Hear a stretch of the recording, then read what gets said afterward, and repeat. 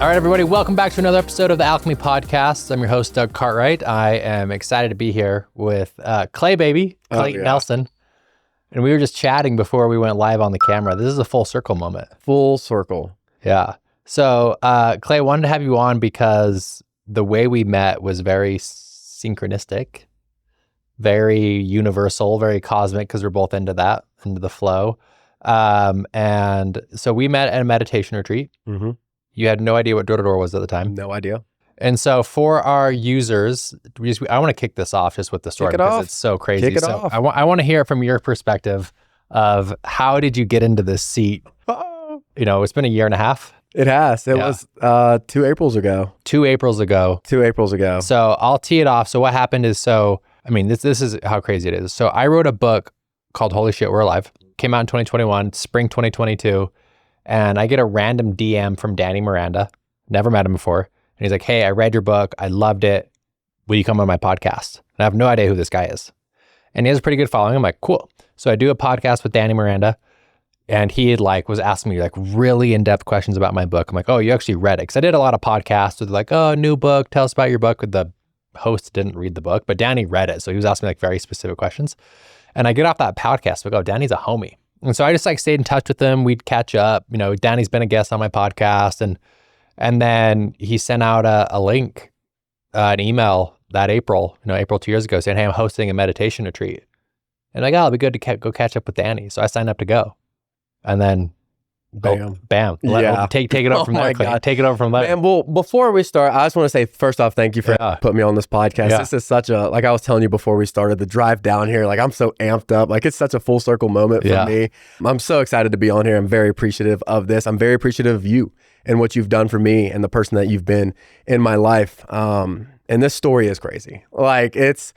It changed my life. It changed the trajectory of my life is meeting you. And it's so funny when I tell people, they're like, how'd you get into door-to-door? Who recruited you? I'm like, Doug Cartwright. I'm like, Doug Cartwright? I'm like, yeah. They're like, how? I'm like, I just met him at a retreat and he told me about it. But to kind of, to kick this story off, which it has changed my life completely. So I just get done with college football. I'm from Atlanta, Georgia. I got done playing football at Kennesaw State. And after the 4 years, there was just nothing I had that team aspect my entire life. I had a mission that I was working towards my entire life. And now that's gone. It's okay, now what do I want to do? Yeah, you're missing the camaraderie, the culture, getting fired up. I had nothing to really work. And I knew I didn't want to just get a regular job. I wanted to do something, but I didn't know what I wanted to do. Yeah. And I'm seeing these people on social media host these running clubs, host these retreats, on these podcasts. And I had just started my podcast. I was on when I met you, I was on episode 30. Yeah. And I was like, that's what I want to do. That's what I want to do. I want to pursue that type of lifestyle. I don't even know how it's going to work. That's what I want to pursue. So I became friends with Miranda on social media. I actually mentioned him in a podcast, clipped it. He reposted it, tagged me, and we became friends on social media. He hosts a retreat. I go to the retreat. I pay $5,000 that I didn't have to go to the retreat. And I didn't have much money. Yourself. Yeah. You're so I was committed. I can just go here. I know that I want to live this type of lifestyle that he's living. At home, nobody's doing this. I don't know anybody doing this at the time. The only way I know how to go do that is to get around the people doing it and then learn from them. So pay the $5,000 that I didn't have. It's a 3-night thing. And my parents were that's crazy. But I was like, it's just worth it. Just trust me. It's an investment. So I go to this retreat and the first night we're it's a really nice Airbnb in Austin, Texas. And we're in this big living room. We're in a circle. And then the first question is state why you're here. What's your intention of being here? And I state that I have this feeling inside of me that I don't even know how to explain, but I just know that I'm meant for more. I know that I'm meant to live this type of lifestyle and have a lot of impact. I don't even know how I'm going to do it, but this is the type of lifestyle that I have. And the reason I'm here is because I don't know how to have the time and the freedom to do this, to pursue this dream I have. All I know is I think about this every day, and this is all I think about. I just don't know how to have the time and money to pursue it. The reason I'm here is because, Danny, I want to learn from you how you can host this retreat, do this podcast, and have the time and the money to do it. That's why I'm here. And I stated that. And I remember you saying that. Oh my God, 2 people down, and we haven't even met yet. Yeah. 2 people down is you. And then before you start your intention of why you're there, you legit say, before I start, Clayton, I think I can help you with all this. I'll tell you about something tomorrow that can change your life. And then you roll into your story. And I'm like, what? I'm just like, what is he going to tell me? What is he going to tell me? And then you are by far the best storyteller I've ever been around. I was like, that was nuts. And then the next morning, we didn't talk that night. And then the next morning at breakfast, I sit right by you. I'm like, what is this dude going to tell me? What is this dude going to tell me that's going to change my life? And sit right by you by breakfast. And it just naturally comes up. You're like, so I liked what you were talking about last night. I was like, yeah, that's all I think about. This is all I want to do. And you're like, well, this one thing changed my life. Have you ever heard of door to door? I was like, door to door? Like, what do you mean door to door? He's like, have you ever heard of door to door sales? Like, I mean, I've heard like Alex Hormozy talk about it on a podcast, but none of my friends back home do door to door sales. And you're like, look, you can go work for 4 months, make enough money where you can do whatever you want the rest of the 8 months. And at that time I was trying to move to Austin. You're like, you can go work for 4 months and then you can move to Austin and pursue this dream that you had. And at first I was like, hell no, I'm not going to go knock doors for 4 months. No one does that. I didn't know anything about that. I'm like, what is this, dude? I'm not doing door to door. And that's all you said.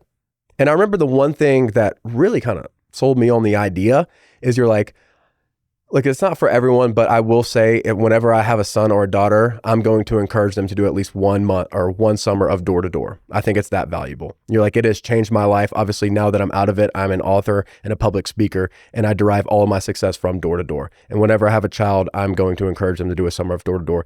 And that, when you were like, I will encourage my child to do it, I'm like, well, if he's going to do that for his son, he's probably giving me really good advice. And then we didn't say anything else. The rest of the retreat, it was just homies. Yeah. Like, and you were just like, I was just so mesmerized. Every time you told a story, it's like the whole group would come, like get around you. I remember we were at a different table. Someone was telling a story, and then I could tell like you were telling a story over there, and the person that was telling the story was like, hey, I think Doug's telling a story over here. Let's go. And we went over there, and at the end, I'll never forget, we just happened to get into the same Uber. You're in the same Uber, that's right, which was so clutch. Yeah. This changed everything.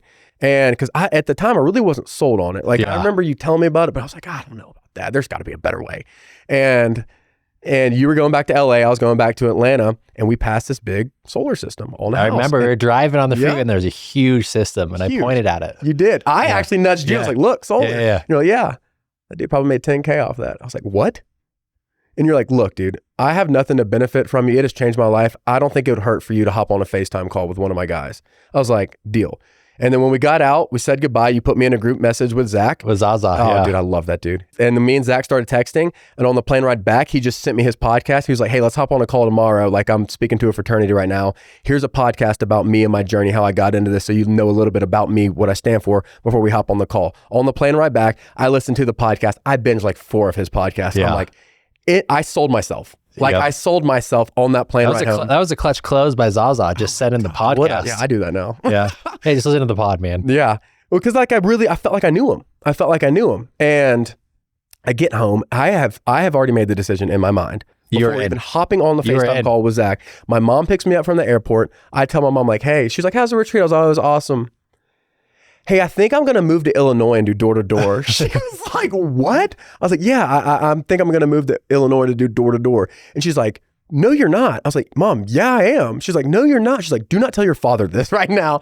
And then the next day I hop on a FaceTime call with Zach. Like, he hops on the FaceTime call. He pops up, whoop. Dude with long hair down to here, because it doesn't look like that in his podcasting. I'm like, what the hell? Like, who is this? And me and him hit it off, and we have been so close since. And then legit 2 weeks later, after that FaceTime call, I hopped on a plane without knowing anybody on the team, not knowing a thing about door to door, and it has been the greatest decision of my life. Now you're bleeding Morocco. Oh my God. Yeah. So talk to us a little about that, because that's a crazy story. Like, I haven't recruited anyone to the door to door space in a long time. But I remember feeling like, oh, Clay, you'd crush door to door. You got high energy, you're enthusiastic, you're young, you had a really clean why of why you want to do it. You wanted to be a podcaster, move to Austin. And so I remember being at that retreat and being like, oh, this, Clay would crush. And then tell us a little about, like, so you got teamed up with Zaza, who's, one of my best friends. We love Zaza.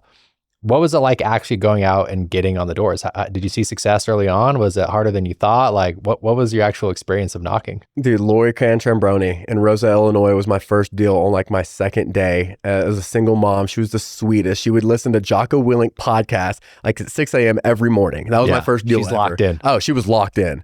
And I'll never forget my first deal, Chase Bulkley, one of the leaders on our team. Like, obviously I was an athlete, so I was setting to him my first summer. And it was incredible. Like, it was incredible. I got a deal my second day. And then I had bagel for 2 weeks. 2 weeks, the 2 week bagel. Weeks. And I remember on that Friday, and I just remember like being and obviously it's so competitive. We have a leaderboard. We meet every day. It is like sports. Like there's a depth chart. And I remember seeing my name at the bottom of that list every day for those 2 weeks and not getting a cell. And like, I'm friends with everyone on the team, but in my head, I'm like, dude, you're not better than me. Like, okay, you might have done this longer than me, but I can just talk to people better than you. I just know innately that I'm better than you. And that's maybe a bad thing to say, but that's the self-talk that I was having in my head. I remember sitting on this bench after bageling for 2 weeks. I took my hat off. I remember rubbing my hands through my hair of like, dude, we have to make something happen. Like, that's the first time doubt kind of creeped into my mind. But I knew, like, I didn't really doubt myself. I knew that if I just kept knocking and legit just kept showing up with a smile, like, I would run into my person. And then that next week, I think I got 4. And then after that, it was just smooth sailing. And one of the greatest feelings that I've ever had in my entire life was after that, like, I saw my name rise up on the leaderboard, which was a really cool feeling. And then I remember that plane ride home after the summer. That feeling on that plane ride home was, to this day, one of the greatest feelings that I've ever had in my life, because I knew I was like, I bet on myself and I hit. I knew after that moment, like in that moment, I knew my life has changed forever. Like, my life has changed forever. I legit had tears coming down my eyes. And I remember thinking, like, growing up, I've been on sports teams my entire life, and I've been on really good football teams. Like in college, we won conference championships. I went to Buford High School in Atlanta, which is like legit the number 1 high school football team in America right now. Like, we won a lot of games. It's a D1 factory. It is incredible. Yeah. And I remember thinking on that plane ride home, I was like, okay, I've been on a lot of good teams with a lot of good leaders. That might have been the best team I've ever been on in my entire life. Yeah. What made it so great? Because, there's a lot of correlation with the door-to-door sales piece with athletics and sports, right? What are the similarities, and what do you think made that group so special? Dude, my favorite thing about sports was like the camaraderie in the team. Like, you were never, wherever we went, like, it was just awesome, high energy. Like, practice was awesome, like meetings before, and then going out to eat, the locker room, like every time, like, I had built-in friends. I come here, we do the same thing, but I'm with them even longer. And it's crazy. Like, you're making money. Oh my, yeah. So instead of playing time, like, it's how much money you're making. Yeah. Which is, turned out I was better at that than football. But I just loved everything about it. Going to the gas stations. Like, we would tailgate work. How many people tailgate work? Yeah. Not many people. Tailgate work. On the way out to Hood, when we're listening to EDM, that's the first time I've ever heard EDM before, with Chase Bulkley in his car, and we're bumping stuff that I didn't even know humans can make that sound in a song. And we're just head bobbing, windows are down, we're going nuts. Like, and I just remember always thinking, no one is this excited going to work. No, it's a cheat code. No one gets this excited to go to work, but we do. And then we go meet cool people on the doors. And then after the doors, we go to like Cane's or anywhere else. We go eat as a team, and it's the coolest thing ever. Like, it's unbeatable. It is a brotherhood. Like, there's over 200 people in Meraki. Over half the people have Meraki tattooed on them. The other reason why the other half doesn't is because they haven't hit the metric yet. Like, it's a team, cult, whatever you want to call it. I'm all in. I love it, but it is the best team that I've been on. Yeah. So it sounds like, one thing that Zaza's done with Meraki and the whole Meraki group, all the leaders in Meraki, it's just the culture it's unlike any other door-to-door group, right? It's not like these young kind of, post-missionary buttoned up, it's more of like a rugged, rowdy, like having fun, extreme sports kind of, everyone's swagged out, dripped out. Like, I love, like, Pony Boy, Max Jones and his group, they're all like got, dressed to the nines from, Savers, all the cool stuff. And, it's just guys just getting rowdy, it really is a rowdy bunch. And so it attracts this unique individual that I feel like you fit well into. I want to go back to your summer. So you're with the culture piece, you for sure got it checked, box checked, right? Were there ever moments during the summer where you felt like quitting, like maybe this wasn't for you, that you were like struggling with your performance, that maybe you weren't going to get over the hump? And if so, how did you overcome those? Yeah, it was kind of like I mentioned before, it was that second week. I got that first deal, Miss Lori, and then 2 weeks, I just bageled. It's not like I wasn't working hard. I don't know what it was. It was just that learning curve. I'm glad I got success early, and then I got hit in the mouth. And it was in Roselle, Illinois again. It was on a Friday, and I sit on this park bench, and it was right before prime time. And I remember exactly what I was wearing. I take off my black Sunrun hat that I wear all the time. I still wear it. And like, I remember rubbing my hands through my head thinking, dude, like, that's the first time I started to think, okay,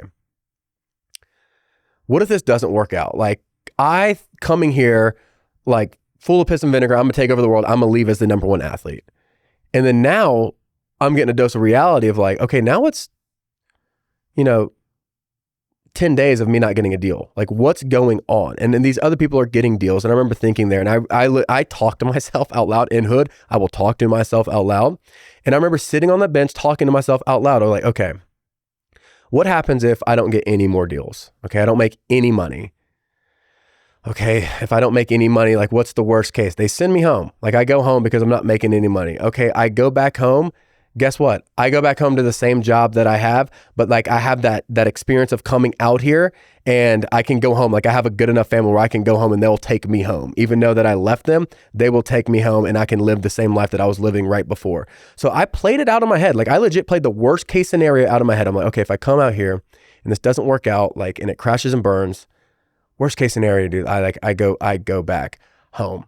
But like, for me, like, that wasn't an option. That was never an option. And once I realized, like, burning the boats, like, legit, no, this is me. I took a chance on myself. This is where I changed my life. And there was no like secret sauce other than, all I know is if I go knock on doors and I do not stop and I smile and I make a friend and I trick or treat for deals, like, I wasn't really good at sales. If I just show up every door with good energy and I just don't stop, I will run into my people. And that is exactly what I did. There's no like secret sauce that I have. I just had that why of like, dude, I want this lifestyle. I want this. This is my opportunity. I am the person that I am. I cannot fail my family. And just keep working. And if I just kept working, if I just kept showing up, something good would happen. And then I caught a little momentum, and then I wrote it the rest of summer. Yeah, I mean, it's just really a power. It's just it shows the power of consistency. And one thing that you said that I loved was you went through the worst case scenario framework. And it's a framework that I use all the time. I look back at my life, and when I actually left door to door to go pursue more entrepreneurial things, I did that exact same thing, that worst case scenario framework. I said, okay, what's the worst case scenario if I go start a new business, go start my own brand, right? What's the worst case scenario? It was, I go back to the doors. Like, worst case scenario, I go back to the doors and have to go knock. And so the reason I love door to door so much still is that it makes you recession proof. Like, under any circumstance, under any circumstance, any economy, any situation, you can take your skill of door to door sales, take it to any neighborhood in America, and you can go generate revenue and provide for yourself. And so what you're learning right now is such a valuable skill that will make you, because the reality is you're not going to do door to door forever, but you'll do it for a couple of years and you'll see a lot of success and you'll grow. But there will come a time where you're going to expand and grow. Maybe it's not for 10, 15 years, but you will eventually leave and you'll be able to take this skill set and apply it to anything. And that's what's so great about door to door, is that it makes you incredibly recession proof. And I look at people that I worked with in door to door, in my era, and there's so many founders, entrepreneurs that just have incredible skill sets that have made them wildly successful. And so I look at you and I look at the energy you have and the enthusiasm and the excitement, and I just, I can kind of forecast a couple years out. I'm like, oh man, whatever you end up doing on a bigger scale, larger scale, long-term scale, you're going to be so incredibly effective and successful because you're taking, this undeniable consistency work ethic with high energy. And I always say kind of the magic sauce, the formula for success is high state, so high energy, peak state, plus high standards. If you can have high energy, high state, plus these high standards that you've talked about, apply them together, success is guaranteed, right? So I love that you started your summer off before you kind of got your skill set locked in. You just focused on, I'm going to be positive and be optimistic, I'm going to be enthusiastic, and then I'm just going to go out and work everybody. And that combination, after a while, compounded, eventually leads to performance. So talk to us about, you wrap up the summer, you meet so many great people, like friends for life, and then you decide to get on an airplane and move to Utah. Yeah. Right? Yeah, I did. And a little bit before I moved to Utah, because I did a kind of a whole off season. Like, I just got done with my second summer, and that off season after my first summer, I was like nomadic. I was living the dream. And this is when I shot the podcast with you. And like I told you during the podcast, I started it off with, if you could have shown me my life when I met you and told me about door to door, if you could have shown me what I was doing that month, I would have left the retreat to go knock doors right then. I was living my dream. Like, I have chills. I was living my dream of what I wanted to do. Like, after the summer, I had enough money and enough time to do what I wanted to do. And then I went on a podcast tour. That's what I wanted to do. I wanted to travel the country, meet cool people, do cool things, and record podcasts. And for that whole month, that's what I did. I was in Austin. I was here. I was all over the place. You came to Alchemy Fest. I did. I love you showing up to Alchemy Fest with your mom. Oh my God. She wanted to stay. I was like, no, Mom, you got to go. My mom came and knocked with me this summer. Yeah, how'd that go? She wants to come out again. I'm like, but we have the girls, the Meraki bat. Oh, my mom's the coolest. Yeah. My mom is my parents are so cool. Yeah. My family's cool. So they've been all in on you doing this. At first they were not. Now they're all in. So what sold them? They're just seeing that it works and how happy that I am. Like me coming back, having friends from door to door come back home to Georgia.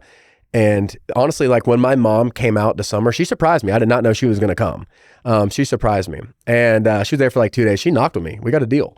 And when she experienced that, like I think that's when it really clicked. She was like, this is awesome. I'm like, I know. Like she loved it. Like she has friends. She still texts like the girls on our team. Like she'll stay in touch with them. Like on Instagram, she comments on all their posts. The Meraki girl squad's legit. Oh, the Meraki baddies are our best players. Yeah. The Meraki baddies, that's what we call them. Yeah. Our best players, hands down. Yeah. No doubt about it. Yeah, they get after it. They do. Yeah. They compete. Ellie Mason, dog. Like Red Bottoms, dog. Pickup, dog. Like I love them. They made this summer the best. But like when my mom came out there and experienced it and like got to actually see what we do, she was like, this is awesome. I'm like, I know.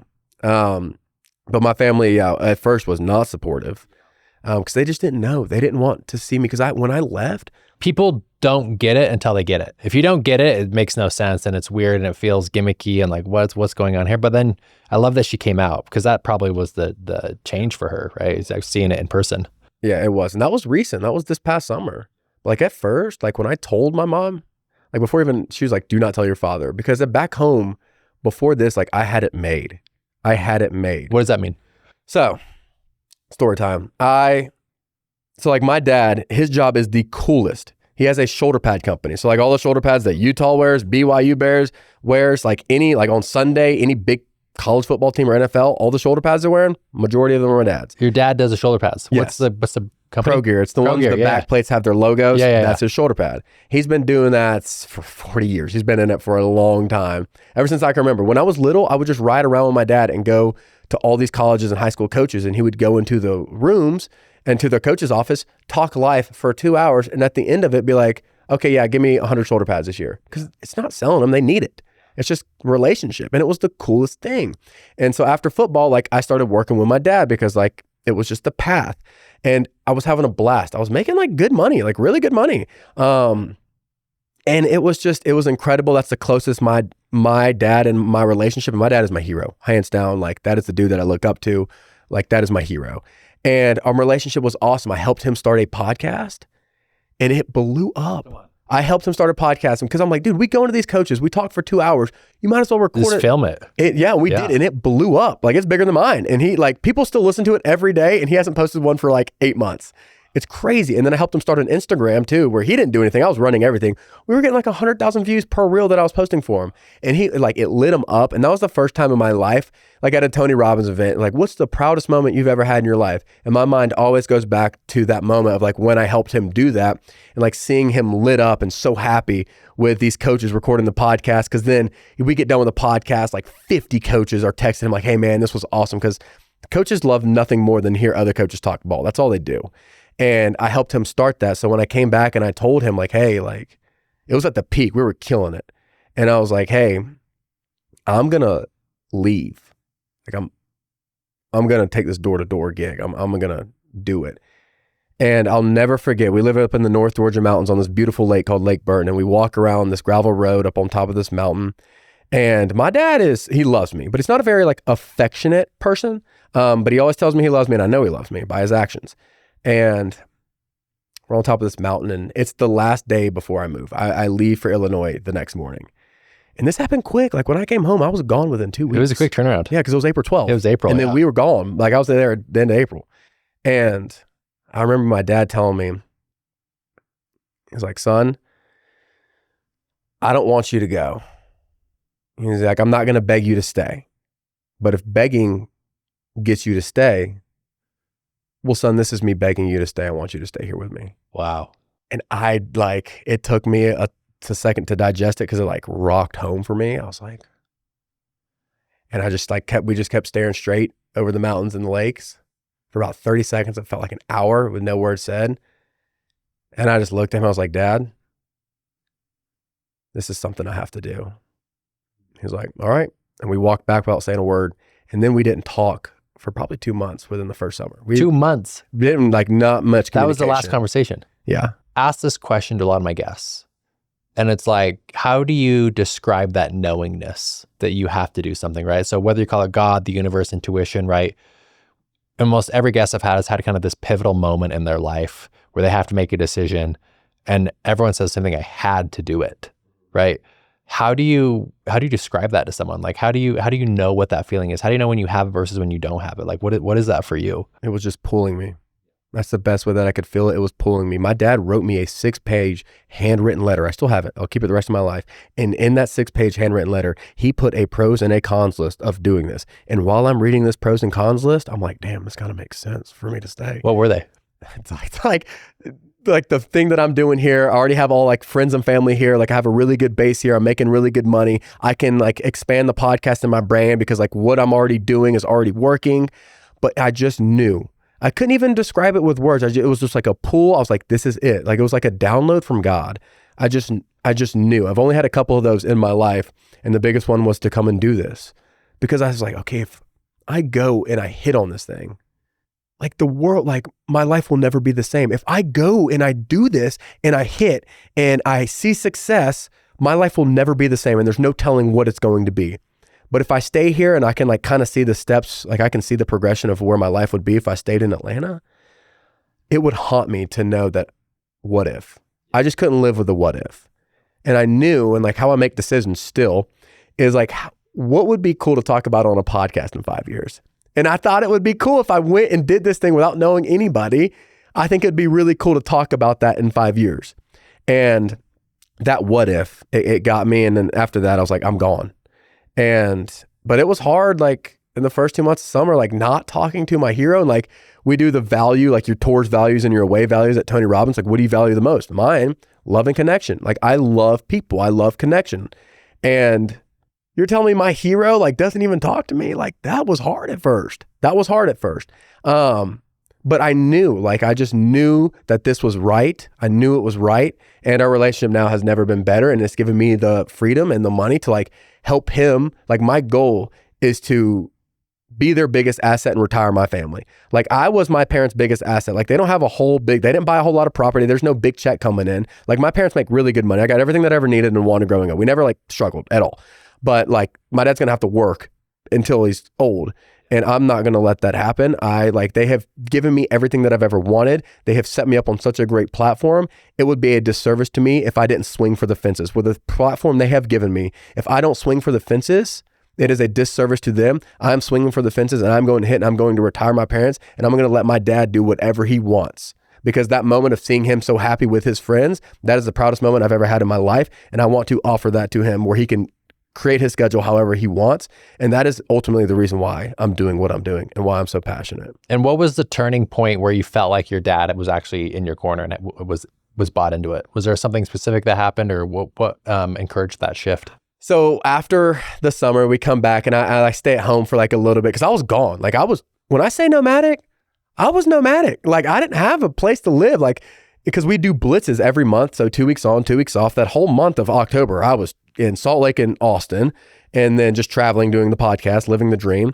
And then other than that, it was like 2 weeks of the blitz. Okay, I'm going to be on the blitz. Obviously, I'm going on every blitz. And then the other 2 weeks, like I'm traveling. I'm going around. If not, like I'll be back home for a little bit to see friends in Atlanta. And like I said, like my dad has the coolest job. So when I'm home, like I would ride around with him and we did the podcast again. It's so cool. And when it like hit me was when we're with these coaches and which all the coaches are his best friends. And he starts like bragging to the coach, like talking like how proud he is of me for like taking a chance and like going to do it. And I was like, damn, like that's cool. Like him talking to a coach like, yeah, Clayton, he's obviously not doing this anymore. He took a chance on himself and he hit and I'm proud of him. Like that was like, hell yeah. Like hell That's the good stuff right there. It was awesome. That's like awesome. As good as it gets. Yeah, it was really cool. Wow. That's such a cool moment for you and your dad. And I'm sure you guys are even closer now because of this, experience. It almost feels like it was like this coming of age ritual for you, of like young Clay at home, working with dad, kind of my son. He's my right-hand man. Don't want him to leave. And then you had to like go off on your own to like step into your manhood. It's probably just as big as a moment it was for you. It's probably just as big a moment for him as well. And it's cool to see your guys' relationship like change, evolve into like respect and honor for each other versus like, this is my boy. And now it's like, he sees you as a man. Yeah. So cool. It is really cool. Yeah. So you obviously are drinking the Meraki Kool-Aid now, right? Yeah. I'm drowning in it. You're drowning in it, right? What's been the response been like from your friends back home? Because I'm sure there was some like, Clay's gone crazy, right? Man, like, my friends, I have the coolest friends. And you know what's like, that's the best thing about my life. Hands down are my relationships and friendships. Good people in your life. Dude, the best. Yeah. Like my high school friends, I still talk to them every day. There's a group chat that we created freshman year that we still text every single day. I'm still friends with people that I was friends with in middle school. Like still, like I legit was texting one right before I coming here, Dalton Goodman. Like we became friends in middle school, 6th grade. Ripping. Dude, still best friends. And when I told them I was doing this, they're like, that is wild. You're wild, but like, it just makes sense for you. They just knew. Like they're like, it's crazy, but they're like, you got to do it. You can't stay here. I'm like, I know, I got you. So they have been super, super supportive. They have been supportive through and through, to be honest with you. Have any of them come out and try to sell? No. Yeah. None of them have come out and tried to, because like when I joined, I was 24, like I'm 26 now. So they're kind of doing their own thing. Like all my friends are really successful. And then I wasn't going to try to bring anyone out. Like I wanted to go see it for myself. Right. That's how I was too. My first year, I basically went out by myself. Yeah. Just to go figure it out, get feet on the ground, get my foundation locked in. I had my buddy Topher come out with me. So it was just me and him. And then it was year 2 where then I'm like, all right, I figured it out. I made money. I know this thing works. I got great leadership. Now I'm going to go get all my buddies. And so year 2 for me, I think I recruited like 15 to 20 of my friends. And then we just went and ran it back. So not like directly recruited. Some of my friends have asked, and I have some friends coming out on this next coming Blitz, but like what has been so cool is like, I've just been documenting my journey on social media, and the people, like it's funny enough, I've actually never like reached out to anybody of like, hey, you should come try this. It's all been people hitting me up, and it is like I hop on the FaceTime call. I'm like, so like what do you got? Like, you got any questions? Or like, when can I start? That was my same exact thing with Zach, because I listened to the podcast. He's like, so like, just gave me a little rundown about like what we do and all that stuff. And he's like, so you got any questions? I was like, when can I start? That's how it's been with all of my guys, is when can I start? And it has been, because like those are the type of people that like I want around me. They're like, they know what it takes. They're not there for the money. They're there to grow. Like it is a catalyst for growth. And we have killed it. Like my people, like I love my people like so much. And it's because like they love me and like they trust me. And they knew about me and like what I stand for and the mission that I'm on before even meeting me, because of social media, because of podcasting. And it kind of like acts as a filter, and they already know what I'm about. So when we hop on a call, they're like, let's go. Like, when can I start? I mean, it's so powerful now that like the reality is, for you to actually make a massive impact in the door space today, you have to have a personal brand, right? It's just that when I was going, that just wasn't a thing. Yeah. And now it is. So when we talk to us a little bit about like, if someone listening, they want to start a personal brand, they haven't done it, right? They're in the door-to-door space. Like, what are some of the levers that you've pulled to make your personal brand successful? And because the one thing I would say right off the bat is you're just incredibly authentic. You just kind of are sharing your story. But what's the strategy behind what you're posting and why you're posting and when you're posting? Well, I mean, you said it. My strategy is just being me, like being authentically me. Like, it's funny. I didn't even know one time. Like we were in a pretty saturated neighborhood in California, and we were sitting in funny videos of just like us getting crapped on like at the door right away. And I just like was recording myself talking to a door, and it was hilarious. Like, it would just really shut me down quick. I was like, you must get a lot of solar guys, coming by, and the door slams. I was like, oh. And I posted it, and it got like 100,000 views. I was like, holy crap. And then after that, like I would just film myself. Like, I don't like try to portray like I'm somebody. Like, I don't like tell people how to live their life. I just document what I'm doing. And then on the podcast, I document what I learned that week and how I'm going to get better from it. So it's like, I'm not on there telling people how to go do this or how to do this or how to do this. I just document what I'm learning. Just real raw experiences. Yes. Yeah. And like what I'm doing and what's helping me at the time. And I think it's just, if you document the journey, of what you're doing in real time, and you show the failures too and what you're learning from, like it builds trust with people, and then they feel like they're going through it with you. And I think that is so cool. Yeah, people can feel that emotion. 100%. Right? Yeah. 100%.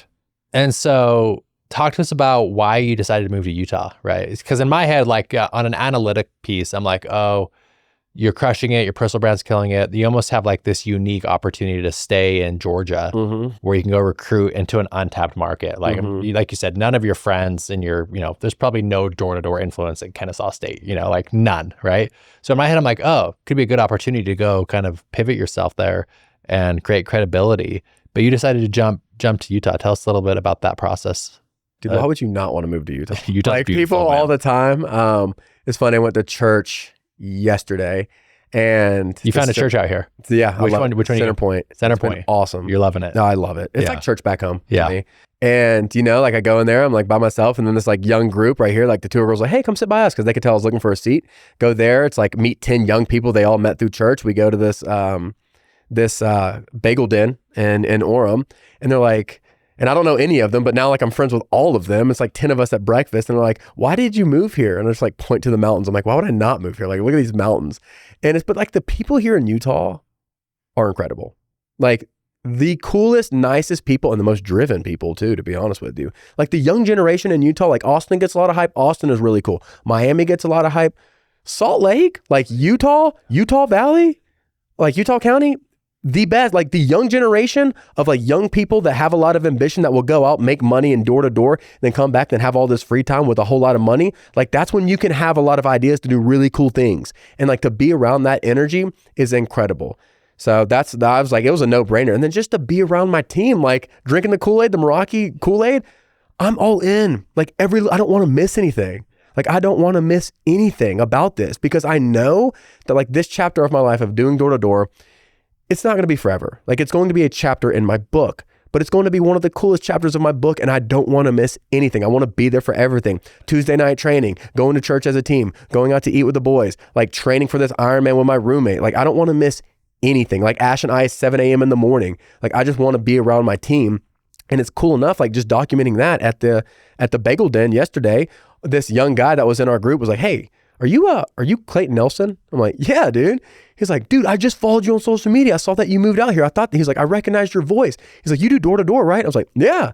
He's like, dude, I've been looking to get into door to door. Your team looks awesome. Like y'all have so much fun. I'm like, dude, it's the greatest thing ever. He's like, all right, dude, yeah, lock me in. I want to come experience it with y'all.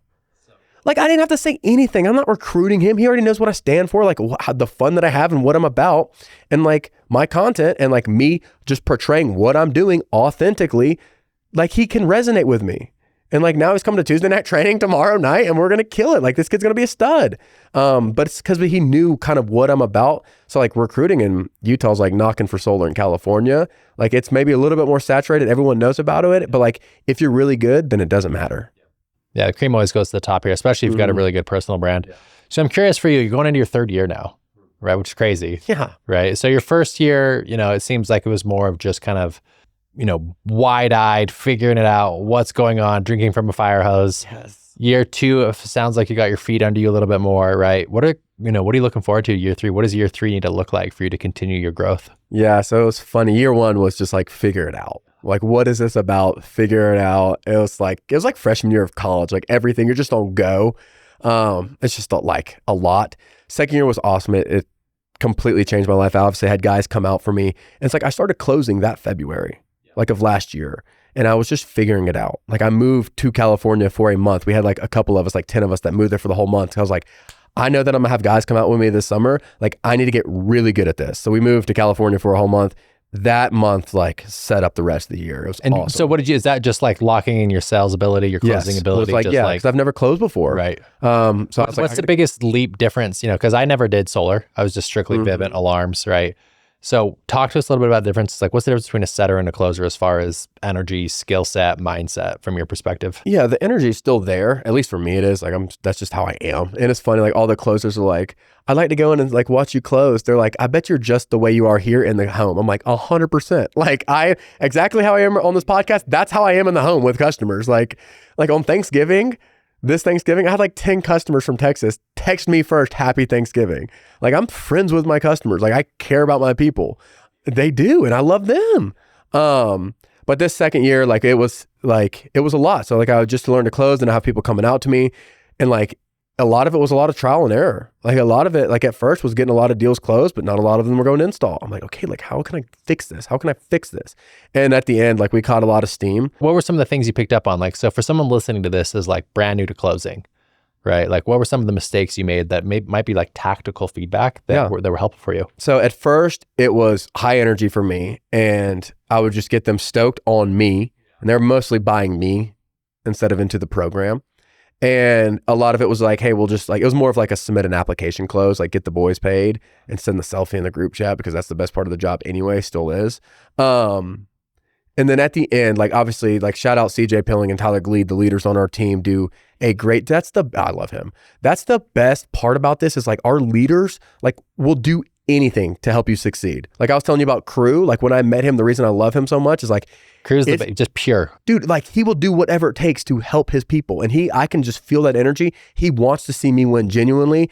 And like, it makes me like indebted to him forever, because I'm like, dude, you really do want to see me succeed. And he does. And that's why I love like our group is like people truly want to see you succeed.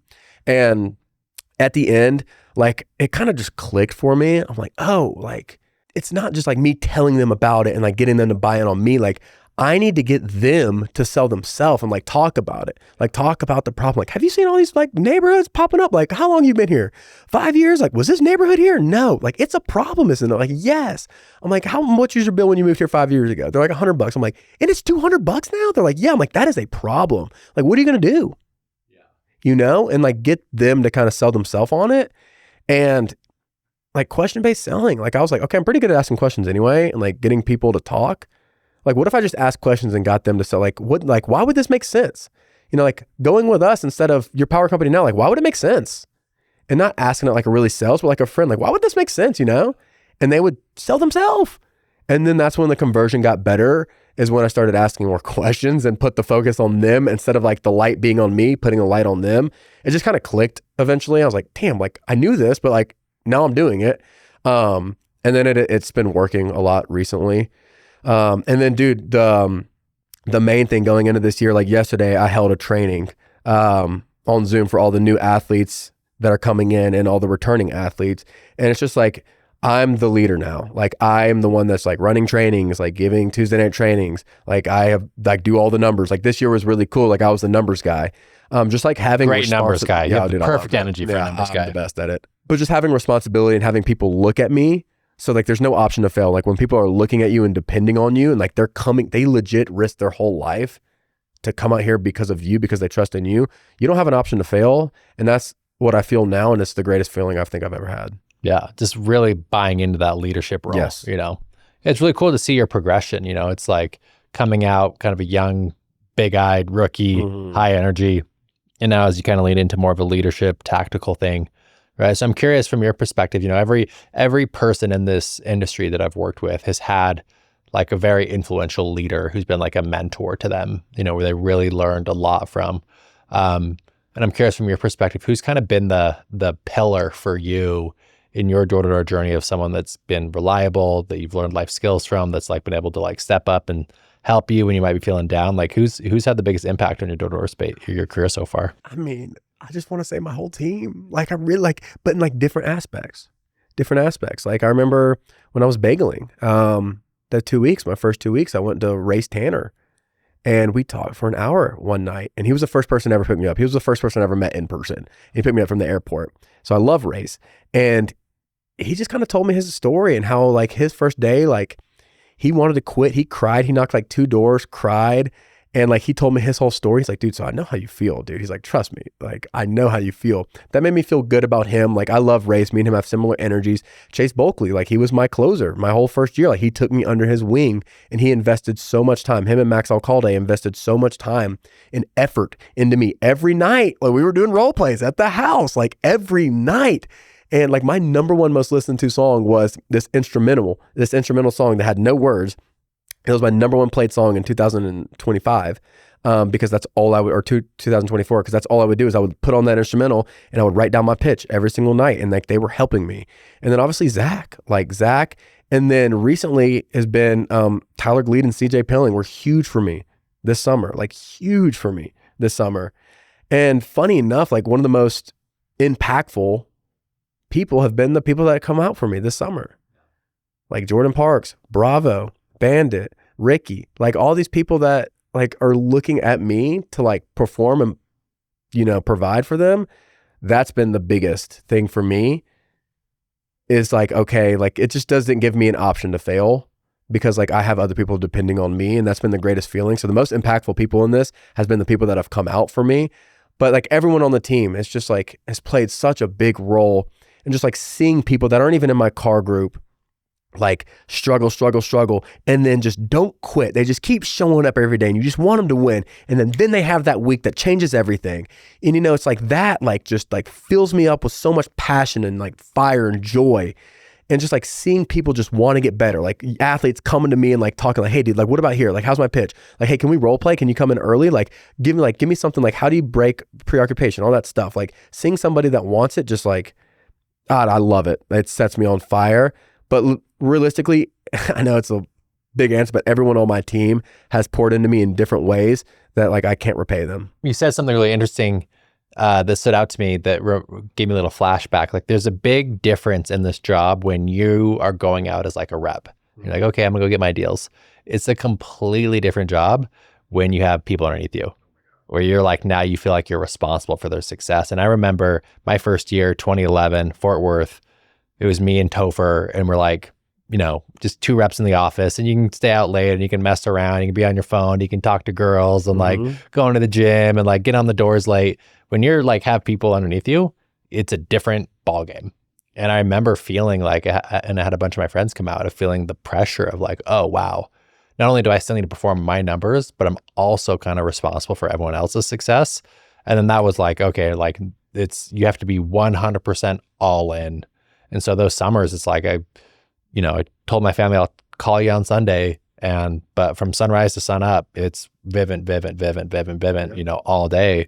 And that's, you know, there was so much growth in that. And so, you know, as I look at your situation, I'm really excited to watch you this summer, because it's like, again, you know, you had that moment with your dad of like, okay, I'm going to leave and go be a man. And now within the job, it's kind of the similar pattern of like, okay, now I need, rather than being kind of the young, fun Clay, still bring the energy, but it's like now you're stepping up into a leadership role where it's just different, you know, and there's people that are going to be relying on you. And so there's going to be another, you know, incredible opportunity for growth for you coming up for this summer too. I'm excited for it. Yeah, you guys are going to crush it. So we're going back to Texas? Going back to Texas. Land of milk and honey. I love it. Yeah. I love it. People are super nice. Completely different than California. California and Texas are two different, it's two different jobs. It's a different job. It is. Yeah. And you know, you've got like the southern, oh dude, it works. The southern energy. And so they just eat it up out there. Yeah. Well, I was going to wrap up with this here, Clay, is, you know, I like to be very intentional about my years. You know, and kind of each year has a theme. You know, I've had in the past, it's been like surrender, it's been commitment. And this year for me, my theme is, and I actually stole this from Casey Baugh because we were chatting about it in our group chat. He said, and I liked it, but for me this year the theme is going to be reaping, meaning reaping the rewards. Like I've been grinding in my business and in my health and in my relationships and my finances. And this year I'm going to go like claim the value that I've created and go like reap the rewards and benefits. So I'm thinking about you, and this year I'm curious to you if you've generated like a New Year's theme, a New Year's word, or like what's the main intention for you in 2026? That's funny. Mine, my word and like what I feel is like stretch. Like how good can I be? Like what are my limits? And that's like signing up for stuff that I've never done before. Like right now I'm training for an Ironman. What the hell? Dude, I thought I could swim because I grew up on a lake. Had no idea. And it's like stretching myself. Now I'm riding a bike. I almost crashed this morning. Like just getting on the bike. Like I thought I knew how to ride a bike, and like running. And it's like now hosting all these like trainings and stuff like that. It's like really stretching myself, and like seeing how good, because I like deep down, like I know that I can achieve a lot. Like I just have this feeling that I just know that I'm meant for something great. Like I might be conceited to say, but I just feel it. Like that's the truth. That's what I feel. But like, okay, go test it. Like go stretch yourself. Like go do things that will stretch you as a person. That's like having a lot of recruits out and then giving them the best experience possible. And like, this is the standard. This is what we do, and having all of them meet that. And that's going to stretch me to be a better leader than I was last year, and the better leader than I've ever been before. Like, I have to be a person I've never been before to go get the things that I want to do this year. And that's going to cause me to stretch and grow. So that's my motto coming into this year.